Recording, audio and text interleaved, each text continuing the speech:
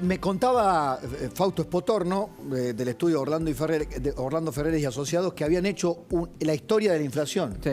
No, tenemos en la Fundación Norte y Sur tenemos un libro que está en la web, que son todas las series estadísticas argentinas de 1810 hasta ahora, de economía. Y ahí vos podés entrar a revisar la inflación histórica en Argentina, y lo que sí te das cuenta es que cuando la inflación empieza a superar el 100%, empieza a perder control. No es que el siguiente año... Las inflaciones que superan el 100% anualizado generalmente pierden el control. Empiezan a hacer... Te doy un ejemplo para que te des una idea de lo que te estoy diciendo. Vos tenés... para pasar del 20% de inflación al 40% de inflación es una crisis, un drama, pasaron años. Acá vas a subir 20 puntos de la inflación de 100 a 120 y va a ser una cosa más. Y puede pasar a 140, 150. Los números históricos de Argentina es que después de años de 100% de inflación tuviste años de 200 o de 300. Ejemplo, Rodrigazo, los 80, hubo un montón de años en eso. Y vos no podés explicar la inflación. Me imagino que a tus alumnos en la UADE no le podés explicar, no, la inflación es por la sequía, la inflación es por la guerra, la inflación es por la pandemia, por Macri. Mirá la explicación de la vocera presidencial de hoy, la bolacera, como le dice Eduardo, que le dice Rolo Villar. Mirá. Yo sé que la inflación indigna, porque te jode la vida cotidiana, porque todos los días te cambian los precios. ¿Hay alguna explicación, algún intento de comprender lo que está pasando? Eso nos va a ayudar además a que entiendas que esto va a cambiar y que va a estar mejor. La verdad es que Argentina venía con una inflación muy alta, terminó Macri con una inflación de 53 puntos, una inflación altísima, y nos agarró la pandemia. En la pandemia, en la Argentina y en todo el mundo se tuvo que emitir muchísimo para poder sostener todo, las vacunas, las políticas sociales, todo lo que se hacía. Ahora en la Argentina hubo que emitir el doble. ¿Por qué? Porque la Argentina no podía tomar créditos, no podía endeudarse, porque ya estábamos con la deuda del Fondo Monetario Internacional de los 40.000 millones que había tomado Macri. Termina la pandemia y empieza la guerra. ¿Esto qué significa? 5.000 millones de dólares para pagar la energía, que estaba altísima y carísima porque Ucrania y la guerra con Rusia y todo lo demás. Empezamos a salir de eso y ustedes vieron que los índices habían bajado en noviembre, en diciembre, y sentíamos que empezaba la zona del alivio, porque todas las medidas que se están tomando y que impulsan el crecimiento y que impulsan la generación de empleo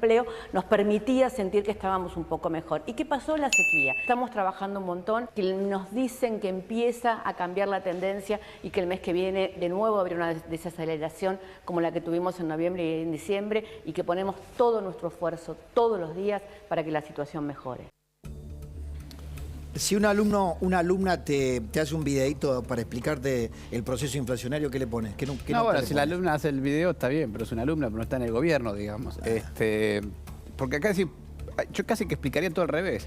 Si vos sabés que es una economía como Argentina, que no crecía de hace 10 años, que no tenía plata, que no tenía financiamiento, vos hacés cerrar la economía como nadie en el mundo durante la pandemia, ¿no? Si heredaste una inflación del 53, ¿qué es lo primero que tenés que hacer? Sí, tenés que dejar de emitir, bajar el déficit fiscal, etcétera, y tratar de hacer crecer la economía. Vos hiciste todo lo opuesto. ¿Te acordás que incluso el presidente dijo que a él la economía no le preocupaba, que eso lo iba a arreglar después? Exactamente. Y que la pandemia era lo más importante. El resultado fue una flor de recesión, una emisión monetaria enorme. Pará, estoy dando un dato. Estados Unidos aumentó la base monetaria 25% por la pandemia. Argentina, 95%. Bueno, lo sincera, dice, nosotros tuvimos que emitir el doble, dijo, porque no teníamos crédito. Dice, tuvimos que emitir el doble porque no teníamos crédito. Y después vino la guerra, y después vino la sequía. Pero es que todo al revés el accionar. O sea, si vos sabés que esas son las condiciones, porque las sabías, porque sos el gobierno, tenés que actuar en base a las condiciones que tenés. A ver, la gente de altos ingresos, si se enferma, puede dejar. Si tenés una empresa propia, puedes decir, bueno, me tomo 2 semanas para recuperarme. Si vos no tenés plata y salís a trabajar enfermo... No podías cerrar la economía. Exactamente. Ellos subestimaron el cerrar la economía, quisieron controlar todo. Total, dale que va. Yo escuchaba a los mismos sindicalistas que están ahora preocupados y dicen que están a tiempo, como decía, hay que darle la maquinita, la maquinita. Sí, y no hiciste el trabajo que tenías que hacer. Fíjate Japón, que es una economía rica, ellos podían haber parado. No pararon nada. Dijeron, vamos a medir bien para que solamente los enfermos... Y funcionaron. Eso es ser eficiente. Entonces, la economía siguió funcionando, prácticamente no tuvo recesión, etc. Después, el tema de la energía. El gasoducto estaba. El gas lo tenías, lo que no tenías es el transporte hacia la ciudad de Buenos Aires. Tuviste a un ministro de Economía Que era- peleado con el sector energético en unas internas inacabables. Finalmente terminó eyectado el ministro de Economía. O sea, 3 años para hacer algo que ya estaba planeado. Pero Fausto, un dólar blue a 432. ¿Cómo impacta en el que tiene que poner un precio hoy en la economía? Mira, para mí no es que impacta el dólar per se, sino que es el termómetro que mira la gente. Lo mismo cuando sale la inflación de marzo. Es el termómetro que de repente lo viste saltar y decís, ¿qué temperatura hace?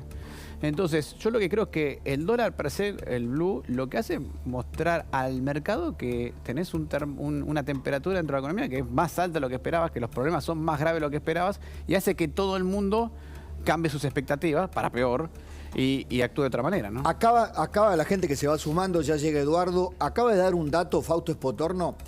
Los primeros 15 días de abril, medida por la consultora que mide la inflación todos los meses, ¿cuánto te dio? 6,4. 6,4.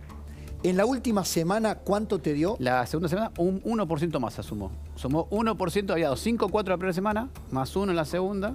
6,4. ¿Hay algún elemento que te diga que la tercera semana puede bajar? No. O sea, de base subiría un punto. O subiría un punto más. O sea, ya estaríamos en la tercera semana en 7,4. Claro. Depende de cómo va la cuarta. Estamos muy probablemente en una inflación de 8 en abril. Ni es posible. Lo último dato, No, señora. estaba pensando en lo que decía él y Cerruti en el video vuelve a decir lo mismo que dijo cuando se conocieron los números. Empieza a cambiar la tendencia, hay una desaceleración. ¿Se ve eso? No se ve. En ninguna parte. Te doy un dato más. En mayo, según el acuerdo con la FMI, hay que empezar a acomodar tarifas. Entonces, no podés prever una desaceleración de la inflación. Y además, para ser sinceros, para ver una desaceleración de la inflación o preverla, yo tendría que estar viendo qué está pasando con la política monetaria, también subiste la tasa de interés, qué está haciendo en materia fiscal, etc. Pablo, título. entre los jubilados y los bancos, ganaron los bancos. En el primer trimestre del año, el gobierno puso más plata para los intereses de la LELIX que para los jubilados, que para pagar jubilaciones. Lo muestran los propios datos oficiales. Gracias, Fausto. Gracias a Muchísimas ustedes. gracias. Gracias, Javi. Paula. Eduardo, querido, ¿cómo estás? Buenas tardes.